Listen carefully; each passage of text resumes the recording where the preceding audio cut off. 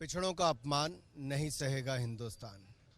और पिछड़ों का अपमान करने का, अपशब्द बोलने का काम ये राहुल गांधी जी और कांग्रेस पार्टी लगातार करती रही है। इनके काले कारनामे, अब काले कपड़े, ये काले जादू तक जाने वाले हैं, क्योंकि काले कारनामे छिप नहीं पाएंगे। सवाल ये खड़ा होता है कि आखिरकार क्या कांग्रेस ने कोर्ट को भी मानना बंद कर दिया है? अहंकार इतना ज्यादा राहुल गांधी जी का है कि वो पिछड़े समाज से माफी तो नहीं मांगी, कोर्ट में भी माफी नहीं मांगी, कोर्ट का जब आदेश आ गया तो उसको भी मानने के लिए तैयार नहीं है। ये आदेश कोर्ट का है, स्पीकर को तो केवल उस पर पुष्टि करनी है। जिस समय आदेश आया उसी समय से उनकी मेंबरशिप चले गई, सदस्यता चले गई। अब ये नौटंकी किसके लिए है?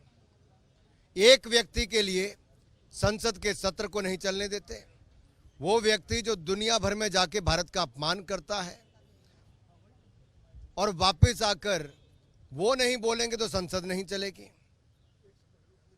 सवाल ये खड़ा होता है कि क्या पिछड़ों को इसी तरह से ही अपशब्द, अपमानित करने का काम कांग्रेस पार्टी करती रहेगी? क्या कांग्रेस काले कपड़े, काले कारनामे करने के बाद पहनती रहेगी? क्या काले जादू तक भी ये पार्टी जाएगी अपने बचाव के लिए? राहुल गांधी कहते हैं मैं सावरकर नहीं हूं, मैं गांधी हूं, मैं माफी नहीं मांगूंगा। राहुल गांधी सावरकर कभी हो नहीं सकते।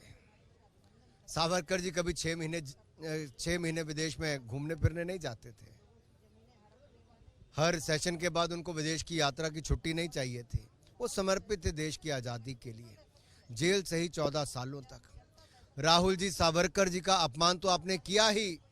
अरे वीर सावरकर तो राहुल गांधी कभी नहीं हो सकते, लेकिन अपनी दादी में भारत की पूर्व प्रधानमंत्री इंदिरा गांधी जी की इज्जत तो बचा लेते, नेहरू जी की इज्जत तो बचा लेते। क्या आपने उनको भी अपमानित साथ साथ कर दिया? अरे 1970 में डाक टिकट आपकी ही सरकार के समय जारी की ही।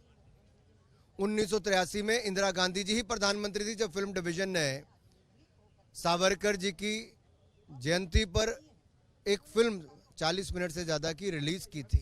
इंदिरा गांधी जी ने पत्र लिखकर सावरकर जी के योगदान के बारे में कहा था।